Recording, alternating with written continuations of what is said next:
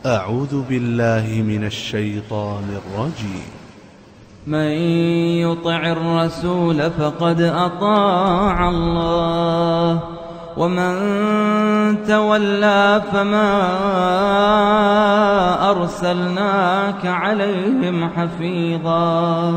السلام علیکم ورحمۃ اللہ وبرکاتہ۔ ناظرین، صحیح بخاری میں 5975 نمبر روایت ہے جس کے راوی مغیرہ بن شعبہ رضی اللہ تعالیٰ عنہ فرماتے ہیں رسول اللہ صلی اللہ علیہ وسلم نے یہ بات ارشاد فرمائی، ان اللہ حرم علیکم عقوق الامہات، بے شک اللہ رب العالمین نے تم پر ماؤں کی نافرمانی کرنا حرام قرار دے دیا۔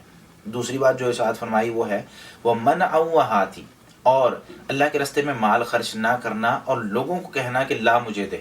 اور تیسری بات اس حدیث میں جو ارشاد فرمائی وہ ہے وہ وعد البناتی، اور بیٹیوں کو زندہ درگور کرنا حرام قرار دیا۔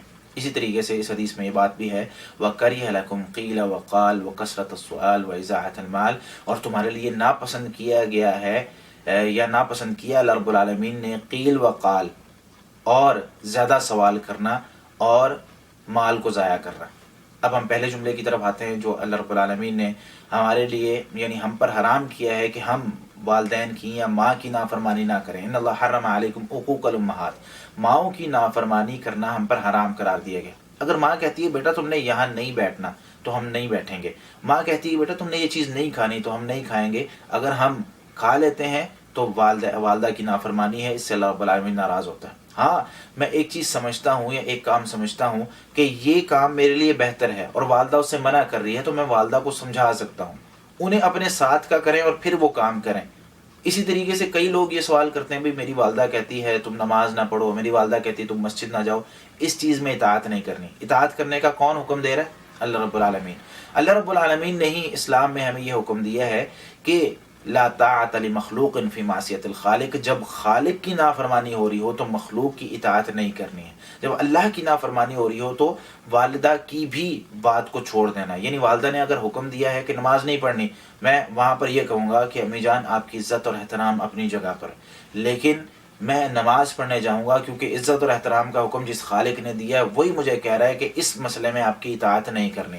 اگر والدہ کہتی ہے بیٹے یہ بیوی تمہاری مجھے پسند نہیں ہے، حالانکہ وہ آپس میں ایک دوسرے کے ساتھ رہتے ہیں، کئی دفعہ یہ سوال ہوتا ہے کہ میری ماں کہہ رہی ہے کہ بیوی کو طلاق دے دو، حالانکہ شوہر اور بیوی خوش ہیں، وہ اسلامی تعلیمات پر عمل کرنے والی بیوی ہے، لیکن یہاں پر بھی لوگ پھر پریشان ہو جاتے ہیں کہ والدہ کی اطاعت کا حکم ہے، تو یہاں پر بھی اطاعت نہیں کرنی، کیونکہ اللہ رب العالمین نے فرما دیا ہے کہ جہاں خالق کی نافرمانی ہو رہی ہو وہاں مخلوق کی اطاعت نہیں کرنی۔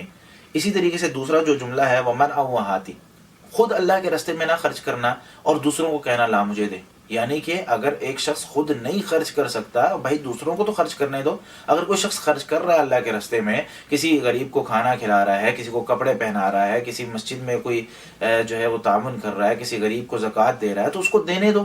خود منع کرتے ہیں نہیں نہیں یہاں نہیں دینی، اس کو دینی نہیں، پھر کسی اور جگہ بھائی یہاں دے دوں، نہیں نہیں یہاں بھی نہیں دینی، مجھے دے دو میں خود دے دوں گا۔ اس طریقے سے لوگ کرتے ہیں، ایسا کرنا منع ہے، اللہ رب العالمین نے حرام قرار دیا۔ اسی طریقے سے وہ وعد البناتی، بیٹیوں کو زندہ درگور کرنا، اس کو بھی اسلام نے حرام قرار دیا ہے۔ پہلے بہت زیادہ ہوتا تھا ہمارے دور جاہلیت میں، آج کل بھی لوگ کرتے ہیں لیکن بہت کم ہو گیا ہے، لیکن بیٹیوں کو زندہ درگور کرنا اور بیٹیوں کی عزت اور ان کی تربیت، یہ آج کل بھی ہمارے معاشرے میں کئی یعنی علاقوں میں اس کی کمی پائی جاتی ہے۔ اسلام نے بیٹی کی تربیت پر بہت بڑی فضیلت کا جو ہے وعدہ کیا۔ اسی طریقے سے ہمارے لیے یہ بات ناپسند کی گئی ہے، یعنی وَكَرِهَ لَكُمْ، اللہ رب العالمین نے ناپسند کیا ہمارے لیے کیا؟ قیل وقال۔ قیل وقال کا مطلب کیا ہے؟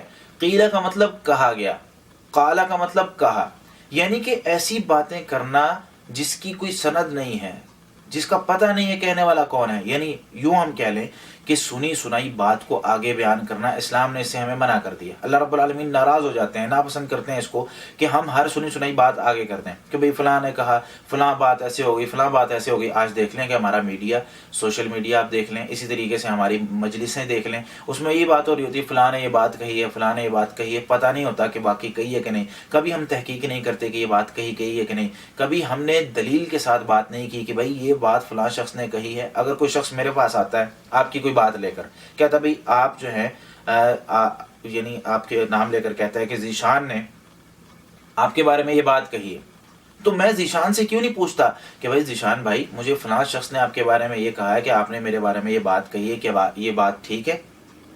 میں کبھی نہیں پوچھتا، میں بس فوراً اس کی بات پر یقین کر لیتا ہوں جو آ کر کہتا ہے ذیشان نے میرے بارے میں یہ غلط بات کہی ہے، تو میں ذیشان کے لیے اپنے دل میں نفرت پیدا کر لیتا ہوں۔ تو یہ ایک غلط بات ہے کہ میں کسی دوسرے تھرڈ پارٹی کے کہنے پر میں جو ہے وہ ذیشان کے ساتھ اپنے تعلقات خراب کر رہا ہوں۔ بھائی ذیشان میرا دوست ہے، اس سے پوچھ تو لوں ذیشان بھائی آپ کے بارے میں یہ پتہ چلا ہے کہ یہ بات درست بھی ہے کہ نہیں ہے۔ تو اس طریقے سے رشتے قائم رہتے ہیں۔ لیکن جب میں سنی سنائی بات بس کہہ دیا، فلاں نے کہہ دیا، اسی طریقے سے آپ دیکھیں واٹس ایپ، فیس بک، سوشل میڈیا جتنا بھی ہے ان سب پہ یہ چلتا ہے کہ بس ایک حدیث بیان کر دی، علی رضی اللہ تعالیٰ عنہ کو قول بیان کر دیا، ٹھیک ہے، اس کا کوئی حوالہ نیچے نہیں نقل کیا ہوا، کوئی اس کی سند نہیں نقل کی گئی۔ لوگوں کو آج اگر کہا جائے بھائی اس کا حوالہ کہاں ہے، کس کتاب میں ہے، وہ کہتے ہیں کہ آپ ثابت کرو یہ جھوٹ ہے۔ تو بھائی ہم کیسے ثابت کریں یہ جھوٹ ہے؟ وہ کہتے ہیں آپ ثابت کرو کہ نبی صلی اللہ علیہ وسلم نے یہ کہیں نہیں فرمایا۔ بھائی ہم کیسے ثابت کریں؟ جو کہنے والا ہے دلیل تو وہ دے گا نا، جو کہہ رہا ہے کہ نبی کریم صلی اللہ علیہ وسلم نے یہ بات بیان کی ہے کسی نہ کسی کتاب میں تو موجود ہونی چاہیے۔ اسلام سارا کا سارا محفوظ ہے، تو ہمیں کوشش کرنی چاہیے کہ ہر سنی سنائی بات آگے نہ کریں جب تک ہمیں اس کے ثبوت نہ مل جائیں، اس کی دلیل نہ مل جائے۔ تو جب ہمیں دلیل مل جائے تو فوراً ہم اس کو آگے بیان کر سکتے ہیں، اس میں کوئی مسئلہ نہیں۔ اسی طریقے سے وہ کثرت السؤال، اللہ رب العالمین نے ہمارے لیے یہ ناپسند کیا ہے کہ ہم زیادہ سوال کریں۔ زیادہ سوالوں سے یہاں پر مطلب فضول قسم کے سوالات ہیں۔ اگر اسلام کو سمجھنے کے سوالات ہیں، یا ایک استاد کے پاس ہم پڑھ رہے ہیں اور ہمیں وہ موضوع سمجھ میں نہیں آ رہا، مثال کے طور پر میں استاد سے ترجمہ قرآن پڑھ رہا ہوں اور مجھے ایک چیز سمجھ میں نہیں آ رہی تو میں پوچھ لوں، لیکن کئی دفعہ ہم یا ہمارے معاشرے میں لوگ یوں سوال کرتے ہیں کہ اس پر اپنا یعنی اس کے پاس ایک نالج ہے، ایک علم ہے، اور اس پر اپنا رعب جمانے کے لیے سوال کرتا ہے کہ بھئی مولانا صاحب یہ چیز بتائیں، یہ چیز کیسے ہے، حالانکہ اس کو پہلے پتہ ہوتا ہے۔ اس کو کہتے ہیں کثرت السؤال۔ کئی لوگ جو ہے وہ اگلے شخص کو نیچا دکھانے کے لیے مجلس میں سوال کرتے ہیں کہ بھئی فلاں چیز کے بارے میں آپ کیا کہتے ہیں، ٹھیک ہے، اور کئی لوگ دوسروں کو گمراہ کرنے کے بارے میں سوال کرتے ہیں کہ بھئی فلاں چیز کے بارے میں آپ کیا کہتے ہیں۔ تو کوشش کرنی چاہیے کہ صرف وہ سوال کریں جس کی ضرورت ہے اور جو چیز ہمیں سمجھ میں نہیں آ رہی۔ اسی طریقے سے آخری چیز جو اس حدیث میں ذکر کی گئی، مال کو ضائع کرنا، اس کو جو ہے وہ اللہ رب العالمین نے ناپسند کیا۔ مال کو ضائع کرنا ہر شخص کا جو ہے مختلف اعتبار سے ہوتا ہے، ہر شخص کے لیے ایک ہی نقطہ نہیں ہوتا مال کو ضائع کرنے میں۔ مثال کے طور پر میرے گھر میں کھانے کے لیے کچھ نہیں ہے، میرے گھر والے بھوکے بیٹھے ہوئے اور میں جا کر نئے شوز مارکیٹ سے خرید رہا ہوں، تو یہ میرے لیے فضول خرچی ہوگی۔